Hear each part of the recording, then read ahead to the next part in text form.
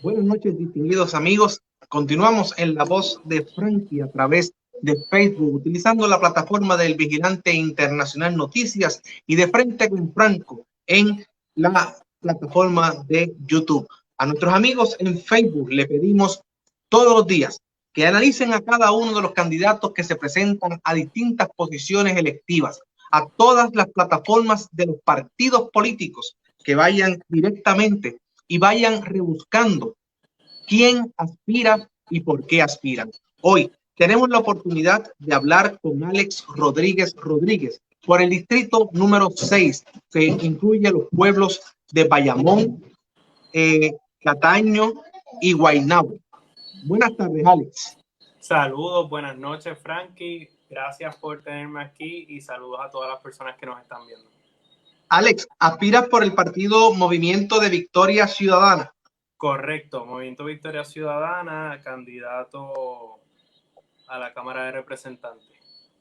No te me puede quedar en el olvido la primera pregunta que le hago a todos los candidatos. ¿Por qué y para qué quieres ser representante a la Cámara?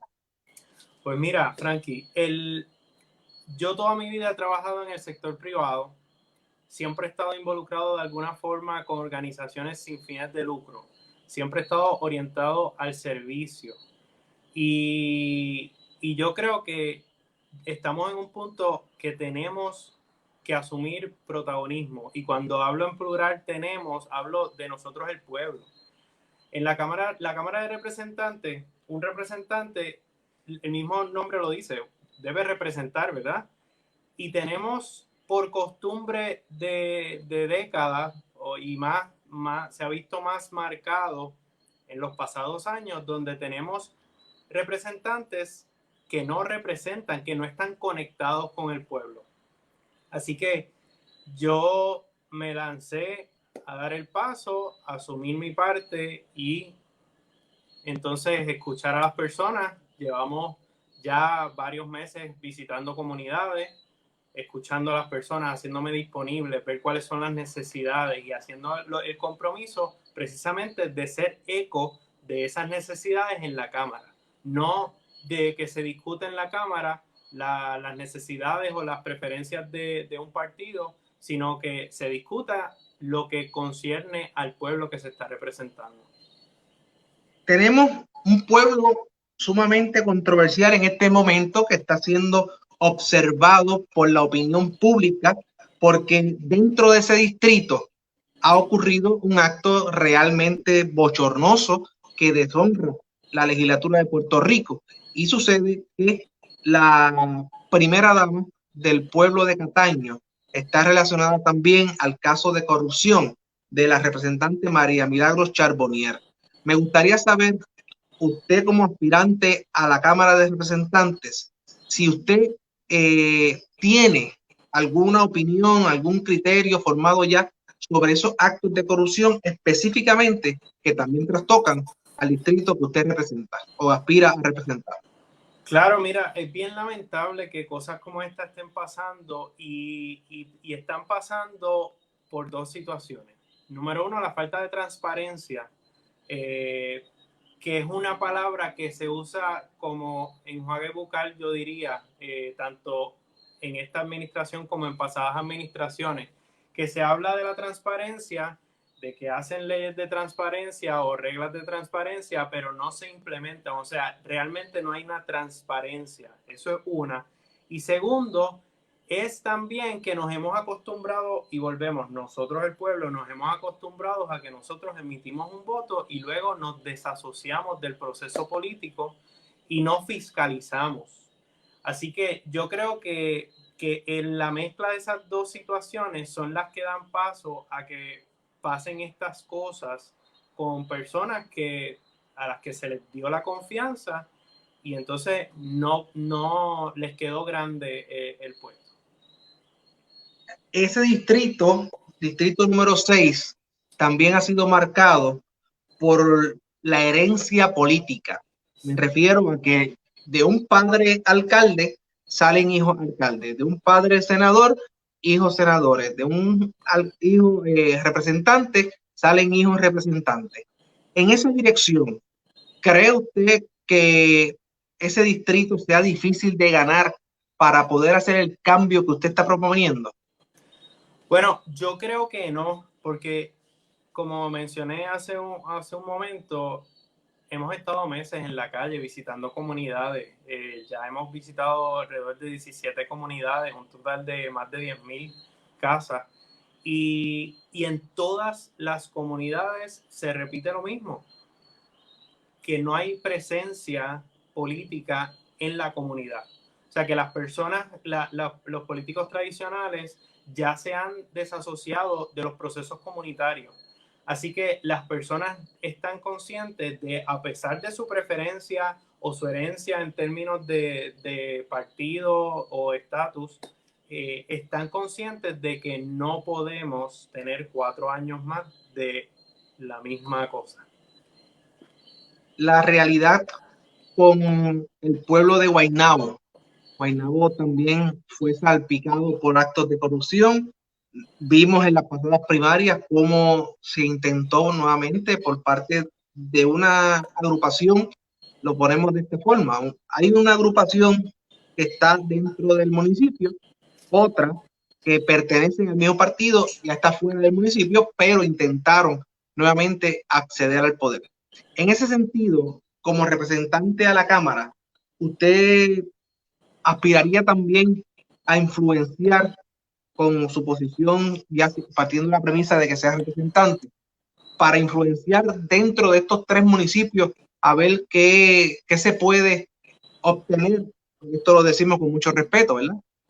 A través de un switch, por ejemplo, hemos visto cómo legisladores de mayoría contratan a la esposa o al primo o al sobrino del senador, y el senador posteriormente contrata familiares de los representantes o de otros senadores. Esa práctica seguiría en esa área de ese distrito. No, ese oportunismo político yo creo que tiene que ponérsele fin. En mi caso como representante, mi objetivo principal son las comunidades. Así que mi oído estaría en las comunidades y mi voz es el eco de las comunidades. Por lo tanto, mi conexión con los municipios, mi conexión con el Senado, mi conexión con el gobierno central, va a ser precisamente para discutir las situaciones que necesitamos mejorar en nuestras comunidades del del distrito representativo 6, de los 3 precintos. Y sería crear los acuerdos para mejorar las condiciones de las comunidades. El hecho de mejorar los bolsillos de personas dentro de una estructura, ya eso, ya estamos cansados, ya no aguantamos más, necesitamos crear las condiciones para mejorar las comunidades. Dejamos eso estipulado. Ahora queremos saber sobre las organizaciones sin fines de lucro que usted menciona. ¿Cómo podemos integrar que esas organizaciones ayuden al desarrollo comunitario de la región de estos 3 municipios? Digamos, en el área empresarial, en el área recreativa, educativa. ¿Qué se puede hacer con ellos para estimular al desarrollo comunitario? Bueno, para empezar hay que organizar las comunidades como tal. Hay muchas comunidades que tienen necesidades, pero no han podido organizarse a través del tiempo. Ya cuando logremos eso, las organizaciones sin fines de lucro que ya están establecidas, ya tienen una experiencia y de hecho tienen hasta una base de no solamente de conocimiento, sino de presupuesto por propuestas federales o locales, donde pueden invertir en las comunidades. Así que yo creo que la mezcla de una comunidad organizada y las organizaciones sin fines de lucro es lo que va a dar rumbo al desarrollo más que económico, social de las comunidades. Porque entonces podemos crear esos acuerdos dependiendo de los espacios que tengan las comunidades, los proyectos que se puedan desarrollar, no solamente lo que se repite en todas las comunidades, alumbrado, alcantarillado, etcétera, sino si tenemos un espacio y se crea, por ejemplo, una cooperativa comunitaria en comunidades como Vietnam, por ejemplo, que es de Guaynabo y ha sufrido por pasadas administraciones porque querían primero sacarlos para hacer un megaproyecto y luego entonces han sido olvidados actualmente, pero tienen un sitio precioso y tienen gente preciosa y dispuesta a hacer algo, pero entonces las administraciones se han encargado de desarticular el ánimo o la disposición de la gente para que no se sientan capaces de hacer algo. Así que estos acuerdos, estas organizaciones, básicamente es empoderar a las personas para que se reconozcan capaces de asumir protagonismo dentro de sus comunidades. Hablando de comunidades, tenemos un problema grave en Puerto Rico y es que muchas de estas comunidades no reciben la ayuda directa en términos de agencias gubernamentales, se quedan más bien en el área metropolitana, ¿verdad? Aunque estos pueblos pertenecen al área metro, pero hay comunidades incluso dentro del área metropolitana que viven un alto índice de pobreza. Lugares que aún los techos están azules a consecuencia de huracán María. Hay patios donde todavía hay letrinas. Hay casas donde el piso, aunque es madera, es una madera que realmente no aguanta una persona. Y decimos pues, que después que la fachada esté bien, todo está bien. Pero la realidad no es esa. La realidad es que dentro del tuétano familiar existen muchos problemas. Los legisladores, lo hemos mencionado a través de estos programas, se encierran dentro de una famosa burbuja y se elevan despegándose de esa realidad del pueblo y entonces no los vemos hasta 4 años después. Mi pregunta, ¿qué se puede hacer para sacar el político de la burbuja y llevarlo donde está la necesidad básica de esas comunidades marginadas del área de su distrito representativo? Bueno, mi compromiso como tal es organizar y empoderar las comunidades, o sea, trabajar desde las comunidades, no como yo les digo, trabajar desde el aire acondicionado, sino estar con ellos y ellas, hacer asambleas comunitarias los primeros meses para aquellas comunidades que no están organizadas, poder presentarles modelos organizativos para que ellos y ellas escojan. Y una vez eso pase, pues entonces se puede dar un proceso en ambas direcciones. Número uno, proveyéndoles las herramientas, estando acompañándoles en todo momento, pero también una vez empoderadas y empoderados, ellos puedan sentirse capaces de fiscalizar, de exigir, porque volvemos a lo que dije al principio, como pueblo sometemos el voto y luego nos desasociamos del proceso político hasta las próximas elecciones, cuando lo que necesitamos es estar continuamente validando esa decisión que tomamos con el voto. Las personas, o sea, nosotros el pueblo tenemos que emitir el voto y esto es una exhortación, además de emitir el voto, tenemos que estar en el proceso político porque los políticos están para servir al pueblo y básicamente son empleados del pueblo. Ese es el concepto que hay políticos, ¿verdad?, que se han olvidado que deben de responder al pueblo y creen que entonces el pueblo tiene que estar a su servicio. Y ahí es cuando vemos esto de las famosas lealtades. Y cuando llega el tiempo de primaria, los escuchamos en las redes sociales o en la radio diciendo no, que la gente tiene que ser agradecido o tienen que ser leal. En este caso, que es un nuevo movimiento que surge a finales de 2015, ¿verdad?, para la candidatura de Alexandra Lúgaro, surge el movimiento Victoria Ciudadana. Yo quisiera saber cuál es tu concepto de disciplina de partido. Bueno, el movimiento Victoria Ciudadana, y ahí es que, y esa es mi enfoque, ¿verdad? El movimiento Victoria Ciudadana, dentro de su agenda urgente, uno de los pilares principales es la participación ciudadana. O sea, nosotros venimos a devolverle al pueblo el protagonismo, que las personas tengan voz, que las personas se sepan capaces. Yo constantemente estoy repitiendo, es posible, estamos presentes, estamos a la disposición. Yo, cada casa que visito tiene mi número de teléfono, porque desde ahora me estoy haciendo disponible para que no podemos tener tal vez una conversación extensa por el tema del COVID, del distanciamiento físico, pero mira, podemos tener una conversación, además de las redes sociales, claro está, Me pueden llamar en cualquier momento, escribirme un email. Así que disciplina de partido no es un concepto ni dentro del movimiento Victoria Ciudadana, ni dentro de mi enfoque.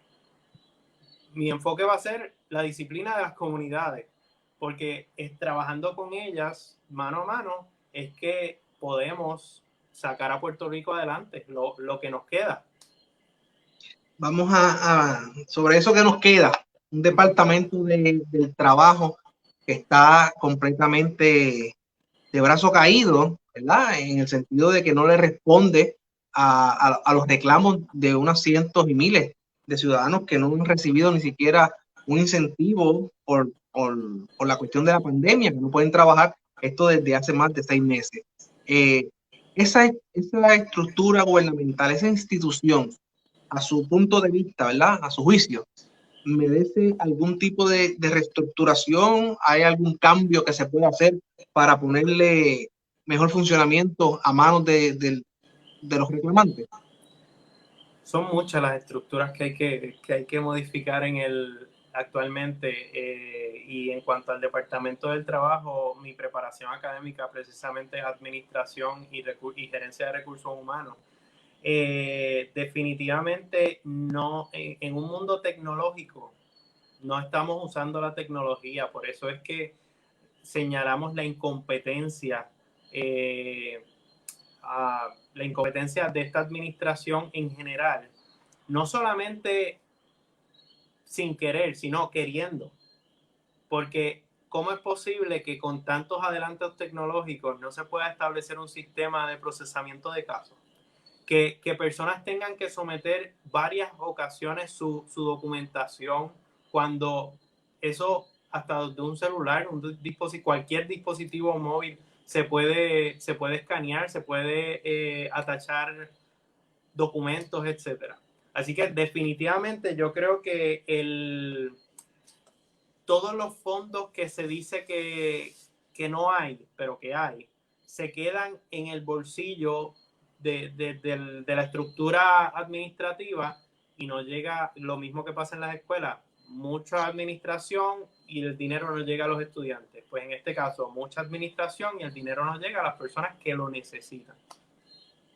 Hablando de su preparación académica, hay un caso, pues, que usted debe de haber escuchado, ¿verdad? Y que quizás, partiendo nosotros de la premisa que usted llega a la Cámara de Representantes, el Capitolio de Puerto Rico, decimos la estructura, Cámara, Senado, tiene la dificultad de que hasta el día de hoy, haciéndose ahí las leyes, tienen o no tienen nada sobre el plan de clasificación y retribución.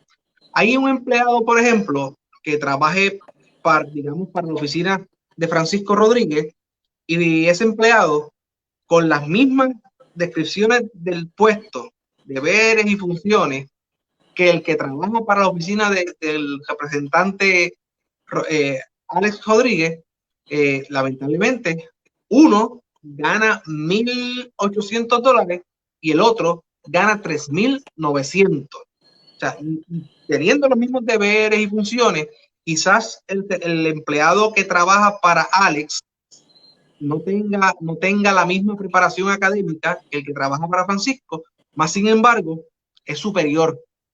Y ahí es la disparidad, ¿verdad? La diferencia. Se ha señalado que ese plan de clasificación no está puesto en vigor. En ese sentido, ustedes como aspirantes a la Cámara se han puesto a pensar que hay que hacerle justicia, obviamente, a esos empleados que están en la legislatura, pero más bien, no solamente es justicia a los empleados que estén en la Cámara o en la legislatura, sino hacerle justicia al país que está viendo esa política dispareja con lo que ocurre acá en la calle. Claro, claro. El movimiento Victoria Ciudadana ha sido bien vocal en cuanto a sistemas de mérito y en cuanto a reducir el porciento de contratos que se otorgan. Tenemos una cultura de décadas, porque esto yo lo estoy escuchando desde que estoy en la escuela secundaria, que cuando llega una nueva administración se traen a su gente y esos son los que se reparten el bizcocho, ¿verdad? Y entonces los que estaban, pues los mueven de piso, los mueven de oficina, los dejan ahí como que pues para que hagan algo. Pero el movimiento Victoria Ciudadana ha sido bien vocal en cuanto a que se deben implementar sistemas de mérito. Nosotros necesitamos, una vez lleguemos a la Cámara, saber con qué contamos. Nosotros tenemos que hacer un análisis y ver esas descripciones de puestos. Ahora mismo el movimiento Victoria Ciudadana tiene lo que le llama el gabinete, donde se están creando las descripciones de puestos de lo que son las secretarias y secretarios de las distintas estructuras gubernamentales, para que cuando seamos elegidos ya tengamos a las personas, no estemos buscando y corriendo, sino que ese proceso de lo que en gerencia de recursos humanos es todo parte de la descripción de puestos de una persona, de un puesto, para seleccionar a la persona más capacitada. Y en base a esas experiencias y esa preparación, pues entonces es que se le atribuye un salario. Sin embargo, aquí tenemos que tomar en consideración que un servidor público o servidora pública hay algo intrínseco.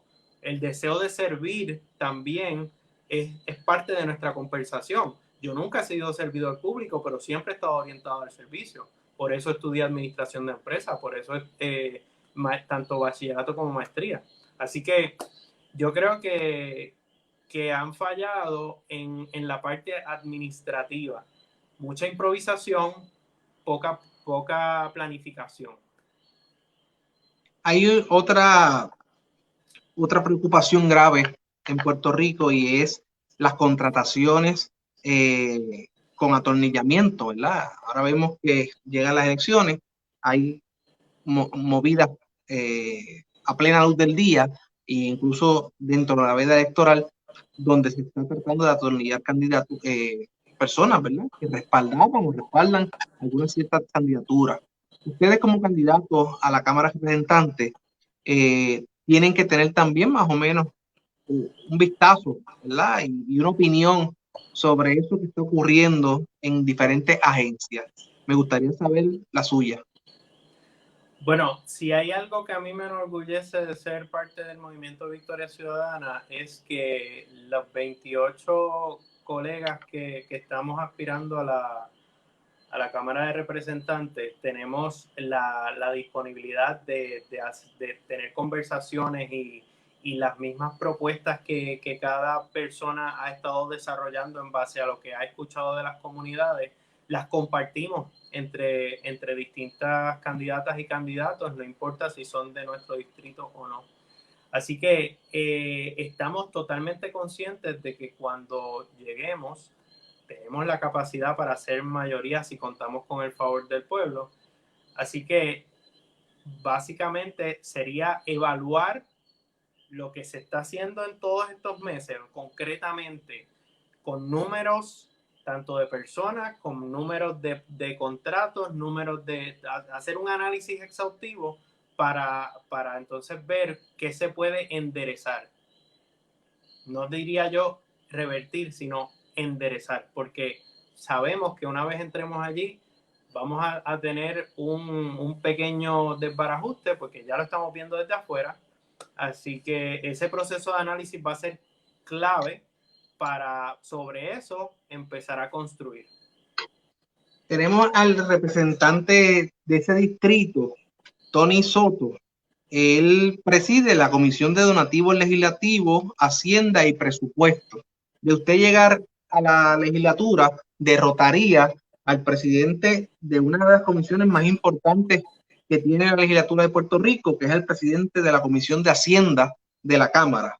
Me gustaría saber si usted ha evaluado el trabajo que ha realizado este representante en referencia a la Comisión de Hacienda de la Cámara de Representantes. Pues mira, Frankie, el tema es que... Bueno, mala, regular. El tema es que tanto el incumbente de este distrito como de cualquier distrito llega allí para representar a su distrito. no para una comisión, la comisión viene después, el distrito. Y cuando tú visitas las comunidades y te dicen que algunos no saben quién es su representante, o saben que es su representante porque lleva 2 cuatrenios, pero no les ha visto la cara, no saben cuáles son sus propuestas para estos próximos 4 años, no escuchan sus necesidades. Así que yo creo que en lo básico ya hay una deficiencia crasa. En cuanto a las comisiones, pues yo no tendría ningún problema porque dentro de los 28 candidatas y candidatos que estamos para la Cámara de Representantes, estamos bien cualificados para asumir distintas posiciones. Y yo soy de las personas que lo que no sé, lo estudio, lo aprendo para ejecutar. ¿Verdad? No voy a ciegas. Hay muchas otras comisiones de las cuales yo puedo participar por la experiencia y por la preparación, que en cuanto a la Comisión de Hacienda, Hacienda es una de las pocas instituciones del gobierno que está funcionando en algo, así que, pero no se trata de la comisión de la Cámara de Representantes, se trata de la estructura que se tiene dentro del Departamento de Hacienda. So, retomando la pregunta, yo creo que en lo básico hay una deficiencia y por eso es que el pueblo me ha verbalizado de que están dispuestos y dispuestas al cambio. En términos de un cambio, ¿verdad?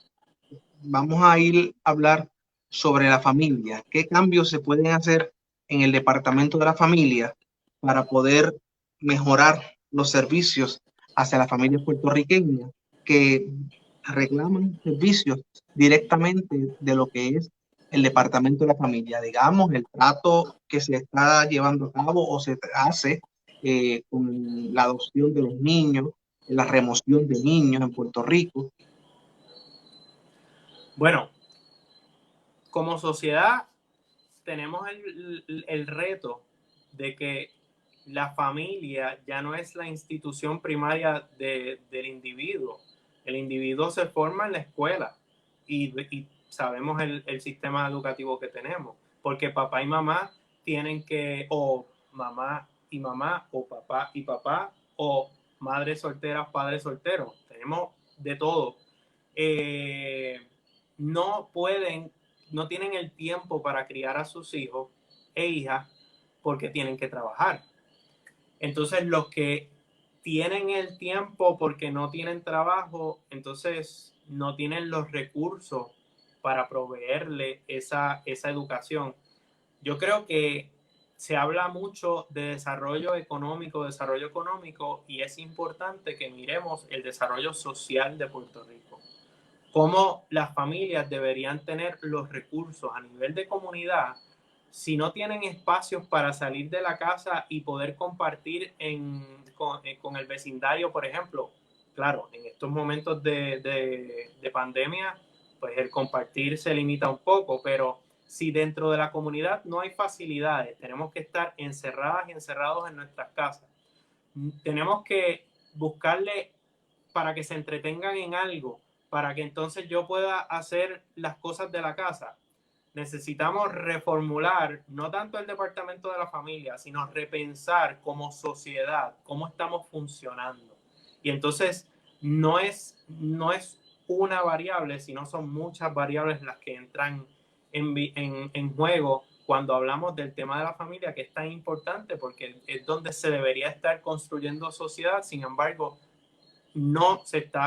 esa función no se está cumpliendo por los retos que las familias están enfrentando. Pero en el departamento de la familia como tal, volvemos, la tecnología facilita mucho los procesos administrativos, pero cuando uno va a las oficinas de gobierno, en su gran mayoría no tienen los sistemas para procesar casos, para tener un expediente completo, un historial de dónde viene. Mencionaste lo de la adopción, remoción de hogares, de ese historial completo, los trabajadores y trabajadoras sociales que analizan los casos. Están cojos, por llamarlos de alguna forma, porque no tienen las herramientas tampoco para poder atender un caso como debería ser. Los representantes en Puerto Rico, los políticos en Puerto Rico, han tomado de costumbre intervenir en las agencias, ¿verdad? Cuando, por ejemplo, vemos que el presidente de barrio de X comunidad va donde el representante y le dice que necesita que le ayuden a su hijo o a su hija para entrar a trabajar, digamos, en energía eléctrica, productos alcantarillados. Muchas veces se ha denunciado que estos representantes y senadores llegan a estas oficinas y hacen su función de imposición. También lo han hecho en múltiples oficinas, ¿verdad?, de gobierno. Sin embargo, son pocos los casos que se han podido resaltar de legisladores y alcaldes que intervengan en agencias de gobierno para ayudar a organizaciones comunitarias específicamente, o para ayudar a familias que su composición se encuentra en completo deterioro o desmembramiento. Usted ha tocado un tema bien importante, que es el de las organizaciones comunitarias y es el de la familia, pues buscar la forma de mantenerlas unidas. Mi pregunta en esa dirección, como representante, ¿esas comunidades pueden contar con su respaldo o simplemente esto se menciona ahora en la política y se queda en un plan de trabajo, o usted va a continuar visitando esas comunidades para continuar haciendo ese trabajo que hasta ahora me menciona que han realizado? Bueno, mi propuesta principal o la inicial para que vendría siendo la base de todo es que durante los primeros 6 meses de administración se convocar desde la oficina en las comunidades, convocar asambleas comunitarias, como mencioné ahorita, para presentar lo que son los modelos organizativos para que las comunidades escojan su modelo, cómo quieren estar organizadas. Una vez eso se dé, ser reuniones recurrentes, porque esas reuniones recurrentes son las que me van a mantener en contacto con las comunidades para saber cuáles son las necesidades, para ver cómo, de dónde se buscan los recursos para empoderar a esas comunidades a la autogestión en muchos de los casos. Entonces, estas reuniones también es para yo presentarles el trabajo legislativo, es mi trabajo, o sea, rendir cuentas. Y eso debería ser el modus operandi de todo representante y senador y senadora, de que una vez lleguen, preparen a su comunidad. Si se va a aprobar un proyecto de ley, ¿cómo yo voy a emitir un voto si no le he presentado el impacto que va a tener ese proyecto de ley, por ejemplo, en mis comunidades? Si no sé qué ellos piensan o qué ellas piensan, ¿cómo yo voy a emitir un voto? Así que por eso es la importancia de que nosotros los representantes y las representantes deberíamos ser eco de las voces de nuestra comunidad. Hay políticos, hay incumbentes, ¿verdad? O representantes, senadores, funcionarios, que escogen un tema en particular y se destacan. Por ejemplo, hay representantes que se han destacado por su lucha en el área del magisterio. Hay otros que se han destacado porque siempre mantienen comunicación y bregan siempre con el área del deporte, la pelota, los baloncestos y diferentes disciplinas. Hay otros que se enfocan específicamente en el área financiera, en lo que son las finanzas del gobierno, otros en el tema del estatus, y tú les ves todo el tiempo en la radio. Me gustaría saber hacia qué tema específico sería su fuerte. O sea, ¿cuál sería el área de enfoque primordial de usted como representante a la Cámara? Las organizaciones comunitarias, porque una vez yo pueda comunicarme constantemente, o sea, una vez yo establezca ese contacto con las comunidades, ahí yo voy a poder saber si dentro de esas comunidades hay proyectos deportivos que puedan proveer esa recreación y esa salud física que necesitan las personas de la comunidad. Voy a saber si las personas, que las personas quieren saber, ¿verdad? Educar a las personas, no adoctrinar, educar a las personas en cuanto al tema del estatus una vez presentemos la herramienta para ello. Voy a saber el emprendimiento y el empresarismo que se puede desarrollar en la comunidad. Así que para mí, yo creo que la base sería las organizaciones comunitarias para de ahí identificar cómo yo puedo ayudar empoderando a la comunidad para que juntos y juntas podamos hacer el trabajo que haya que hacer. Perfecto. Hay unos donativos, precisamente este representante actual preside la Comisión de Presupuestos y de Donativos Legislativos. Hay unos donativos que van destinados a las organizaciones sin fines de lucro. Más sin embargo, la realidad es que hay un discrimen sobre muchas organizaciones. Tenemos, por ejemplo, la organización que da comida y da charlas hacia los animales, los perros, ¿verdad? Para concientizar en esas áreas. Y vemos que a veces no reciben ayuda de la legislatura. Hay otras organizaciones, por ejemplo, que bregan para darle apoyo a pacientes con diabetes o pacientes del HIV y no reciben apoyo legislativo. O sea, que esas tablas no, yo entiendo, ¿verdad? Que los legisladores podrían actualizar y ver de lleno. Y en este caso, pues usted como conocedor de lo que son las organizaciones comunitarias, ser un fiscalizador de sus fondos. Le pregunto, ¿hay posibilidad de que usted se reúna, no sé si lo ha hecho, con otras organizaciones comunitarias a nivel de todo Puerto Rico y que conozcan cuáles son sus necesidades y sus inquietudes? En estos momentos no, pero sería genial poder pasar por el proceso.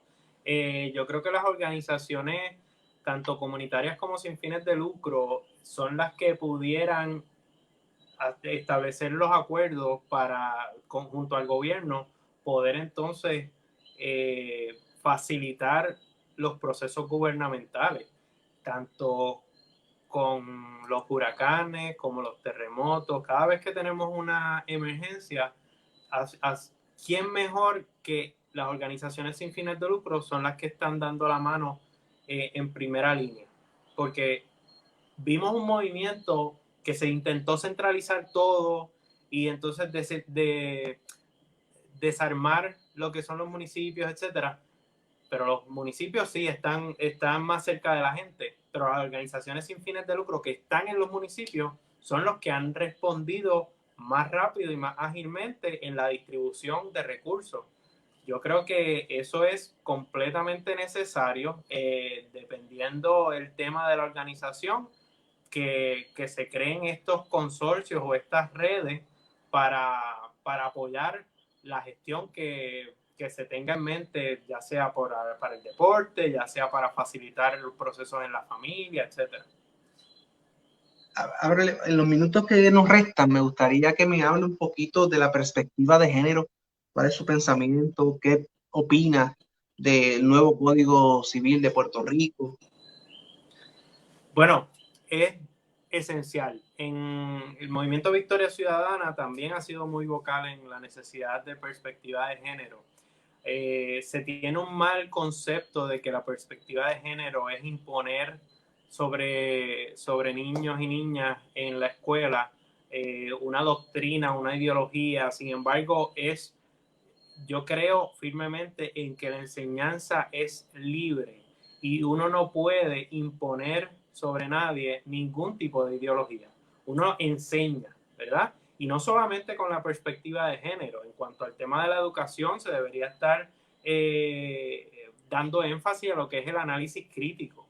Yo recuerdo cuando yo llegué a la universidad y yo no sabía, y yo estudié en escuela privada, yo no sabía lo que era análisis crítico. Y en mi primera clase, donde me pidieron un trabajo de análisis crítico, yo lo que hice fue un resumen y fue el papelazo de la vida. Cuando empiezo a dar mi resumen y la profesora me mandó a sentar y ahí fue que yo aprendí lo que era análisis crítico, lo que era analizar una obra y presentar un trabajo.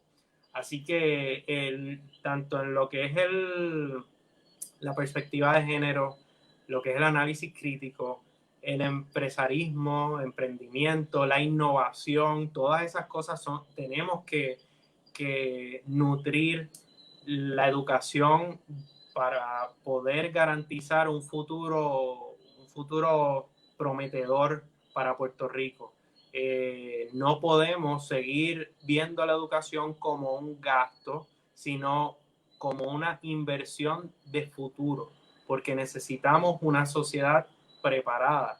Y la única forma es brindando herramientas, brindando experiencias en experiencia práctica en el sistema educativo, insertar el sistema educativo también en lo que es el proceso político, para que los estudiantes cuando salgan de la escuela superior hayan tenido algún tipo de experiencia práctica, para que sepan si van a querer ir a una universidad o a un instituto o simplemente van a salir a trabajar.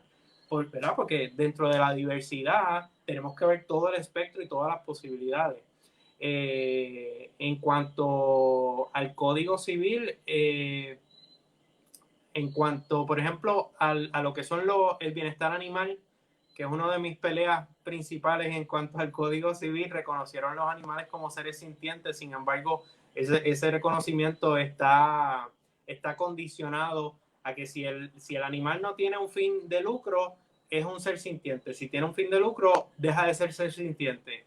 Y esa doble vara también la vemos en muchas otras cosas, como los impedimentos que se han puesto, las trabas que se han puesto para procesos de la comunidad LGBTIQ+.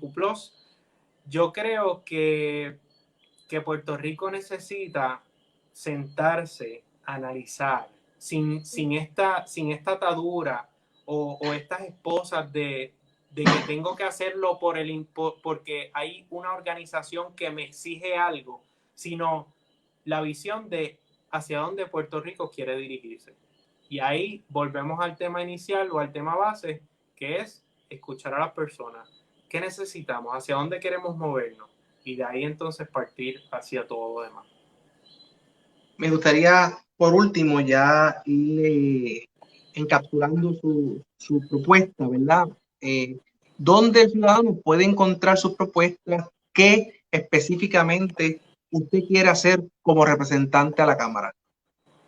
Bueno, desde la semana pasada, todas las semanas estamos cogiendo una propuesta, se hace la presentación. Esta semana estamos con la de bienestar animal. La semana pasada hablamos sobre las organizaciones comunitarias y todas las semanas vamos a estar presentándola en un video, haciendo un live después, etcétera. Así que ¿Me puede decir dónde podemos encontrarla? ¿Dónde podemos utilizar? Sí, claro, a través de las redes sociales, en todas las redes sociales estoy como ARR, mis iniciales, de Alex Rodríguez Rodríguez, ARRMVC,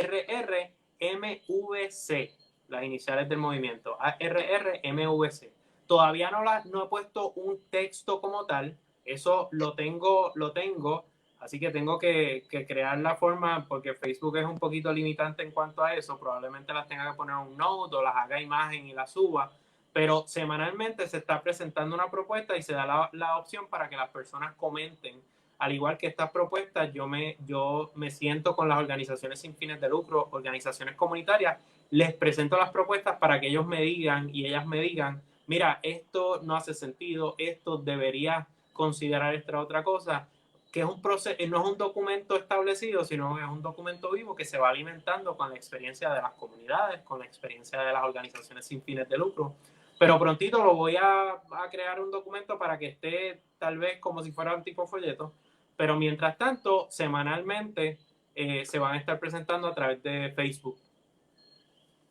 El tema que no se puede quedar porque es un tema controversial, el tema del estatus. En términos de estatus, yo he escuchado que dicen que a los miembros de Victoria Ciudadana le han dado libre albedrío, ¿verdad? Para que tomen su decisión.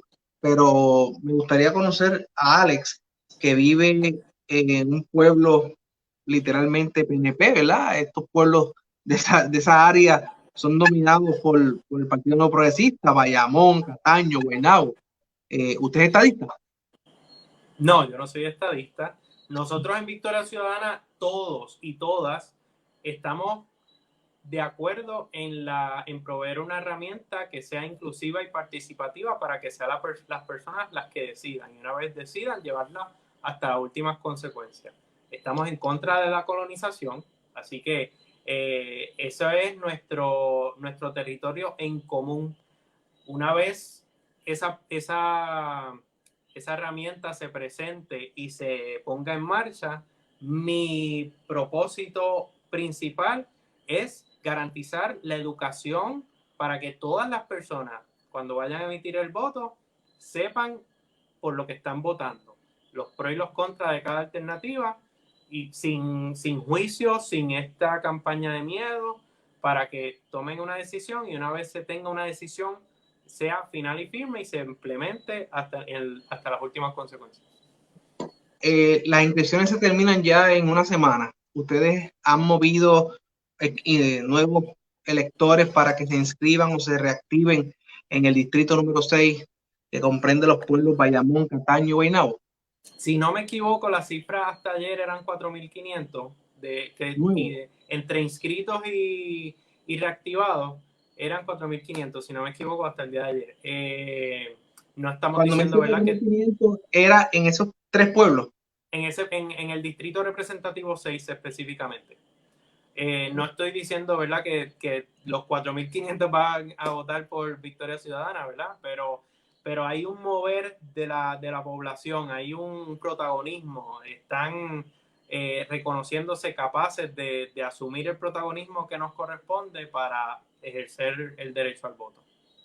Dentro de la condición de la pandemia, pues se han adoptado nuevas formas de hacer política, de llegar a las comunidades, ¿verdad? A través de estas plataformas que le llamamos redes sociales. Ha logrado ver un cambio cultural desde que se implementó este tipo de modalidad. Pues mira, es curioso porque cuando iniciamos el proceso, yo establecí una planificación desde febrero, marzo, donde se iban a visitar las comunidades, se iban a estar haciendo unos live, o sea que las redes sociales complementaban la gestión de campaña. Sin embargo, con esto de la cuarentena, prácticamente todo ha tenido que hacer a través de las redes. Sin embargo, en las visitas a las comunidades nos hemos dado cuenta que hay muchas personas que no están pendientes a las redes sociales, que usan las redes sociales como un método de desconectarse de todo esto que estamos viviendo, para relajar con memes, relajar con videos, etcétera. Y no le prestan atención al aspecto político. Así que el contacto de ir puerta por puerta es esencial. Valoran mucho, las personas valoran mucho la gestión que estamos haciendo de caminar casa por casa, de no ir con estas tumbacocos, ni caravanas, ni nada, sino que vamos a escuchar. Porque si yo voy con una música a todo switch, como dicen, y no tengo la oportunidad de escuchar, así que cómo yo voy a poder, cómo yo digo, déjame ser tu voz en la cámara cuando no te estoy escuchando. Así que yo creo que es un complemento. Las redes sociales sí son buenas para cierta población, pero hay mucha otra población que no está en las redes sociales y que necesitamos prestar los oídos para que esas personas también se sientan representadas y representados. ¿Cómo se llama el alcalde de su pueblo? Ángel, de aquí de Guaynabo, Ángel Pérez. Ajá. ¿Ha logrado usted presentarle la candidatura a Ángel Pérez? Sí, yo me reuní con él, yo traté de contactar a los tres una vez asumí la candidatura. Con Ángel Pérez logré la comunicación, nos sentamos un día y hablamos. Claro está, él está totalmente consciente de que él, pues, está dentro de una estructura tradicional y él se debe a esa estructura. De lo mismo con el Cano, no he tenido la oportunidad de sentarme con él, pero sí fue el primero en abrir un canal de comunicación, me dio su celular, a través de textos hemos intercambiado algunos mensajes. Todavía no he tenido esa oportunidad con el de Bayamón, pero los alcaldes van a ser clave en este proceso, porque nosotros no tenemos candidatos ni candidatas a las alcaldías, solamente a las legislaturas municipales. Así que eventualmente cuando todo esto pase, tenemos que afianzar esos canales de comunicación para poder trabajar de la mano. Muchas gracias, Alex. Me gustaría que le pida, ¿verdad?, a todos sus seguidores que compartan esta plataforma porque es el mecanismo donde quizás mirándolo de un punto de vista un poco más amplio, más objetivo, podamos nosotros analizar cada una de las candidaturas. Yo prefiero como ciudadano perder una hora de mi vida analizando a un candidato que perder 4 años de mi vida soportando un candidato que no sepa lo que tenga entre manos. Y esto es el fin de este tipo de entrevistas. Esta es la intención de que voluntariamente nos conozcamos para dar a conocer a otras personalidades que quieran servirle al país. Te agradezco la disponibilidad y te agradezco a tu equipo de trabajo que hayan hecho el contacto con nosotros. No, gracias por la oportunidad a todas las personas que nos están viendo. Por favor, es importante que se tomen ese tiempo. Es una inversión, no es un gasto. El tiempo que se van a tomar en conocer las propuestas. Pregúntenle a las candidatas y a los candidatos del distrito qué tienen para su comunidad, para entonces, o cómo visualizan la gestión gubernamental, para de ahí trabajar y tomar una decisión. En mi caso, me pueden conseguir en las redes sociales como ARRMVC o Alex Rodríguez 2020 y estoy en la mejor disposición de contestar cualquier duda, de llegar a su comunidad si todavía no han llegado y desarrollar esto mismo, este espacio de conversación. Es importante que se inscriban, es importante que también defiendan la democracia ese día. Así que también pueden inscribirse para funcionarias y funcionarios de colegio en defiendeelvoto.com, defiendeelvoto.com. Y gracias nuevamente, gracias Frankie por la oportunidad. Muchas gracias. Amigos, llegamos hasta el final aquí en esta transmisión de esta noche, compartiendo con Alex Rodríguez, candidato a representante a la Cámara por el Distrito 6, que comprende los pueblos de Bayamón, Cataño y Guaynabo. Esta entrevista estará pautada próximamente en la plataforma de Frente con Franco en YouTube, estará a través de la página de El Vigilante Internacional y La Voz de Frankie en Facebook. Muchas gracias, buenas noches y mucho éxito. Adelante. Gracias.